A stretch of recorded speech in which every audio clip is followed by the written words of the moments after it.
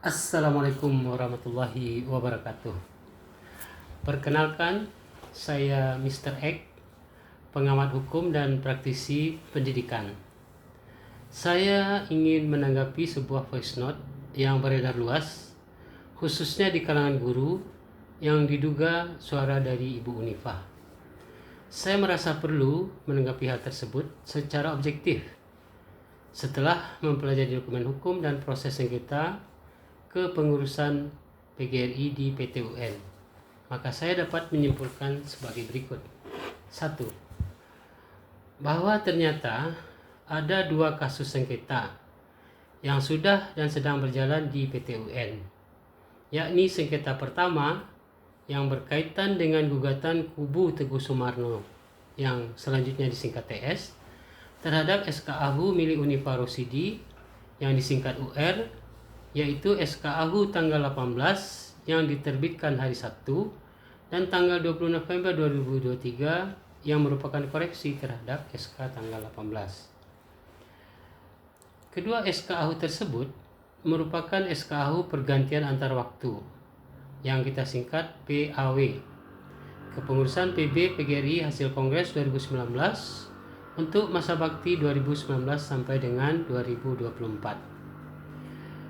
SK hasil Kongres tersebut sebenarnya sudah mengalami perubahan pada tahun 2022 atas PAW beberapa personal PB PGRI.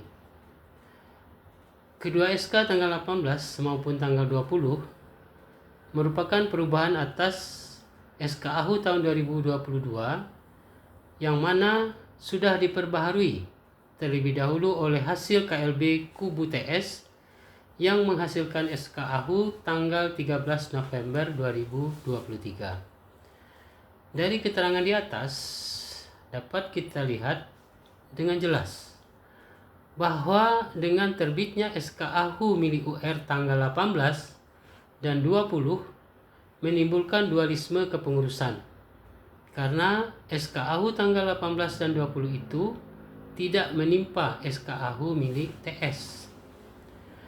Namun, yang perlu dicatat bahwa SK Ahu masing-masing kubu tersebut secara esensi sangat berbeda. Yang mana SK Ahu milik TS adalah SK Ahu kepengurusan PB PGRI hasil KLB untuk masa bakti 2023 sampai dengan 2028.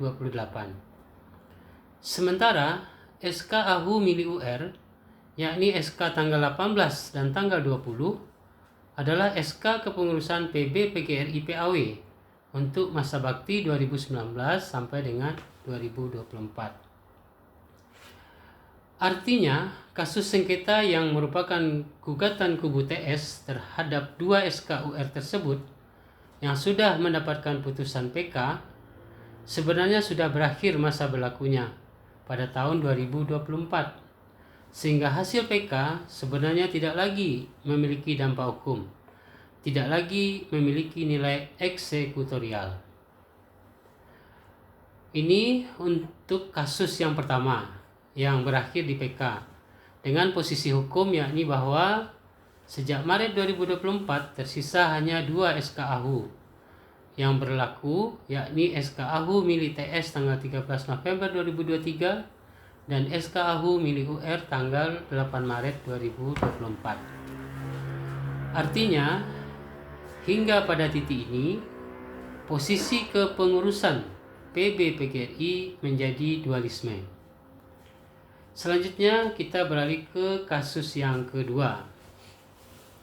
Yang pertama, kubu TS kembali melayangkan gugatan yang disebut dengan gugatan faktual dikarenakan adanya SK Ahu yang diterbitkan oleh Kemenkumham tanggal 8 Maret 2024 di saat SK Ahu milik TS masih dalam masa bakti, dan juga bahwa SK Ahu UR tersebut terbit di masa sengketa aktif di antara 2 kubu tersebut.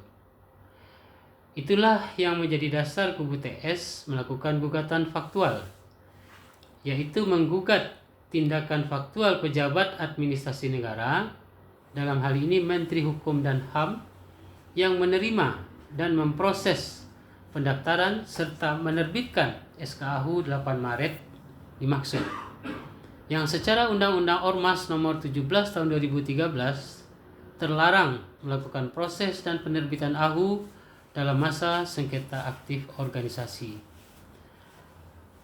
Gugatan faktual tersebut telah melalui proses di pengadilan tingkat pertama, yaitu PT UN dengan putusan NO. Selanjutnya, Kubu TS melakukan banding, dan pada tanggal 4 Mei 2026 terbit putusan PT Tun yang memenangkan secara mutlak Kubu TS.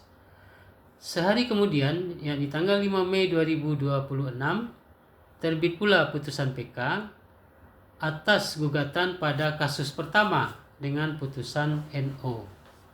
Hanya saja, seperti yang dijelaskan sebelumnya, bahwa putusan PK tersebut tidak dapat dieksekusi dan tidak lagi memiliki dampak hukum dikarenakan objek sengketa PK tersebut, yakni SK AHU PAW, sudah melewati masa berlakunya, yaitu berakhir tahun 2024. Bahwa dua kasus sengketa yang diterangkan di atas itu tidak memiliki kaitan hukum sama sekali, karena memiliki dua objek sengketa yang berbeda. Dengan demikian, secara hukum, jelas dapat disimpulkan bahwa per 4 Mei 2024, legalitas kepengurusan PB PGRI sepenuhnya ada pada pihak TS, hingga ada putusan hukum yang lebih tinggi yang membatalkannya. Demikian, semoga dimaklumi.